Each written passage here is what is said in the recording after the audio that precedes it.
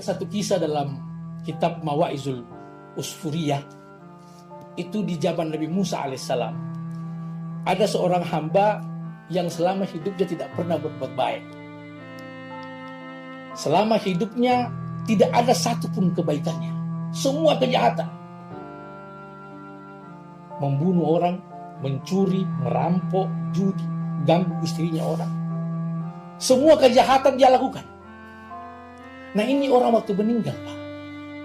Apa yang terjadi? Karena ini orang jahat, tidak ada kebaikannya di masyarakat. Kepala kampung waktu itu memerintahkan supaya jenazahnya dibuang ke tong sampah. Karena tidak ada yang mau urusi, tidak ada sumbangan kebaikannya. Apa yang terjadi? Akhirnya kepala kampung memutuskan kalau begitu ini jenazah tidak usah kita urus, kita lemparkan aja ke tong sampah. Nabi Musa alaihissalam pada saat itu diutus oleh Allah Subhanahu wa taala. Allah bilang sama Nabi Musa, "Ya Musa, kau ke kampung itu. Di sana ada hamba yang paling aku cintai dan aku sayangi. Dibuang orang kampung jenazahnya ke tong sampah. Kau ke kampung itu, ambil itu jenazah, urus jenazahnya. Mandikan dia, kafani dia, salatkan dia, dan kuburkan dia dengan layak. Kenapa? Kata Allah, itulah hamba yang paling aku sayangi dan cintai." Datanglah Nabi Musa ke kampung itu, ketemu kepala kampung. Nabi Musa tanya sama Pak kepala kampung, "Pak, katanya saya dengar di sini ada jenazah yang dibuang ke tong sampah." Bilangnya, "Ada, Pak." "Siapa itu orang?" "Wah, itu orang nggak ada kebaikannya. Orang jahat. Selama hidup di kampung ini tidak ada satu kebaikan pun yang dilakukan untuk masyarakat di sini. Sehingga orang kampung marah dibuang jenazahnya ke tong sampah." Apa yang dilakukan Nabi Musa? Komplain kemudian kepada Allah. Nabi Musa bilang, "Ya Allah, pantas orang kampung buang jenazah itu ke tong sampah, ya Allah. Ternyata togenggesan apalaka. Ternyata orang jahat." Allah bilang apa? "Sampaikan kepada orang kampung Musa, siapapun di antara mereka yang mau membantu kau mengurusi jenazahnya, akan aku ampuni dosa-dosanya." Akhirnya Nabi Musa ambillah itu jenazah, dimandikan, dikafankan dengan baik, kemudian disolatkan dan dikuburkan dengan layak. Nabi Musa bertanya kepada Allah Subhanahu wa taala, "Ya Allah, kira-kira apa kelebihannya ini hamba yang kau cintai ini, ya Allah, sehingga engkau sayangi? Nah, ini hamba sangat jahat, tidak ada kebaikannya.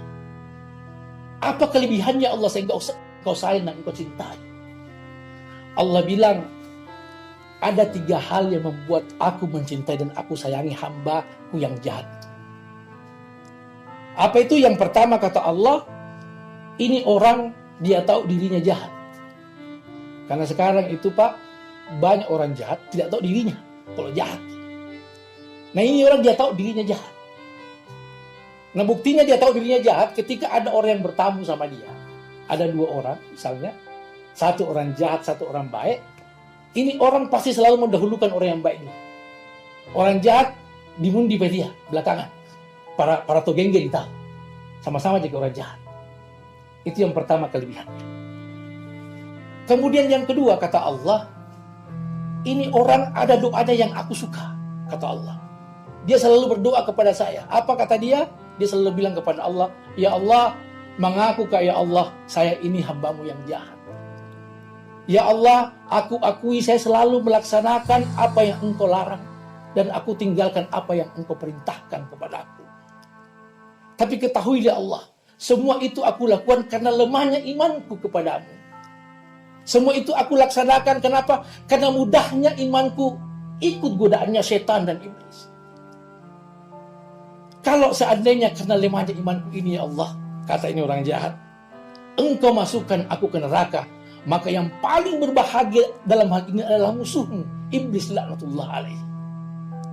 Yang paling senang dalam hal ini adalah iblis, para setan yang mampu menggoda dan menghasut saya ya Allah. Tapi sekiranya karena lemahnya imanku ini, kemudian aku berbuat jahat kepadamu ya Allah, lalu engkau masukkan aku ke dalam surga, maka yang paling sakit hati dalam hal ini adalah iblis laknatullah alaihi. Kenapa? Kecewa, tidak tercapai maksudnya untuk menjebloskan aku ke neraka-Mu ya Allah." Allah bilang, ini doa yang aku suka, kata Allah Subhanahu wa taala pada Nabi Musa alaihissalam.